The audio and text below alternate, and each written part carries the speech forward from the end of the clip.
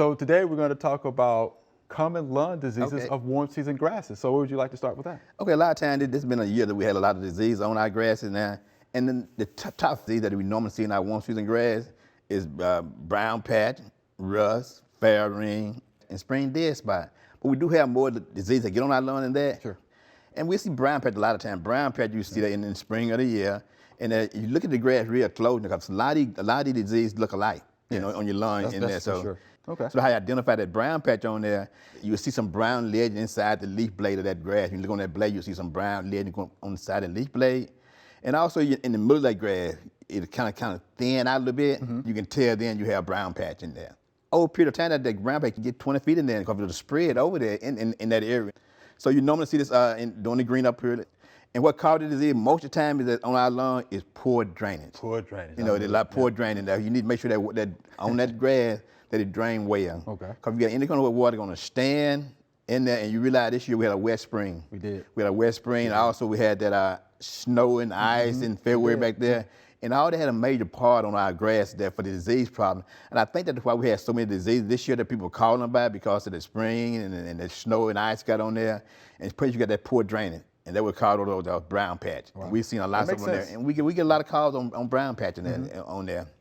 Then next week you might see on your lawn there the rust disease. And that attack my grass sometimes.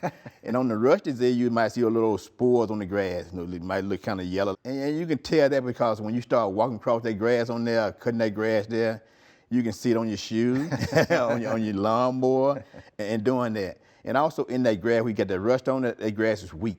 Okay. It get weak in there.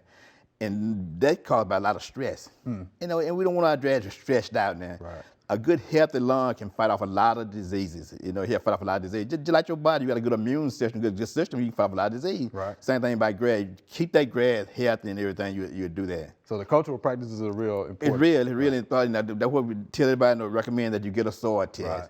Get that soil test. Add some lime to it, you need to add lime. Add phosphopotassium to it, you need to add phosphopotassium to that grass, because those are the important things for that grass to do well in there. Yeah. And I tell anybody, when you got diseases on your lawn, try to bag that grass. Okay. Don't just let that clipping go on there. Try to pick that grass out of there, and you want to go back on there, because you don't want to spread the disease in there. And this is when I had on my grass too a long time, fair ring. Yeah, I remember you talking about that. Yeah, I had that a lot of time on my lawn. And that normally caused by, you'll see some area caused by, you had a tree there.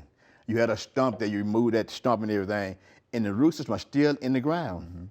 And when that grass begin to rot and decay and everything in there, begin to come in there. Okay. And sometimes you just might not see the mushroom. A lot of people look for the mushroom in there. You might just see a ring in there, so like a green ring in there. And then the organic material begin to break down in there. So you see that in there.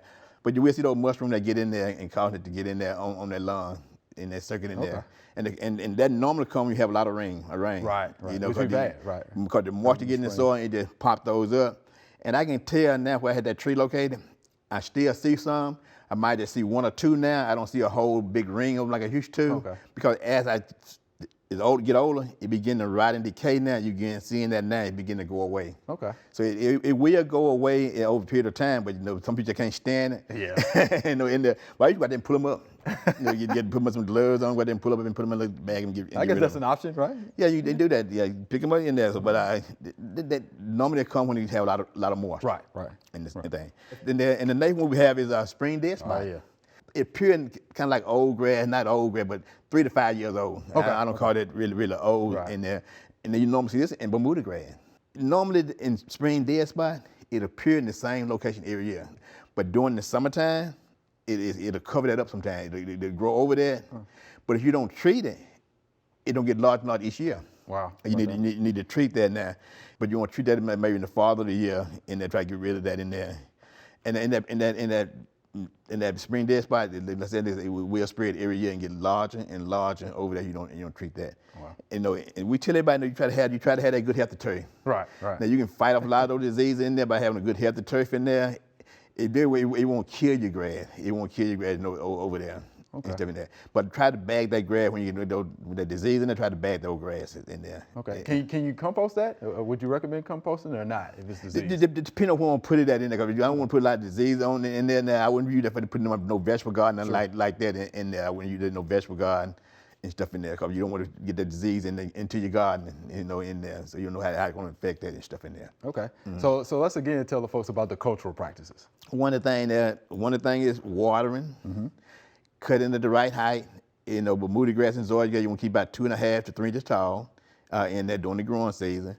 You can't throw clipping still on the grass on the lawn. You use a mulching mower, and that add organic material to the soil.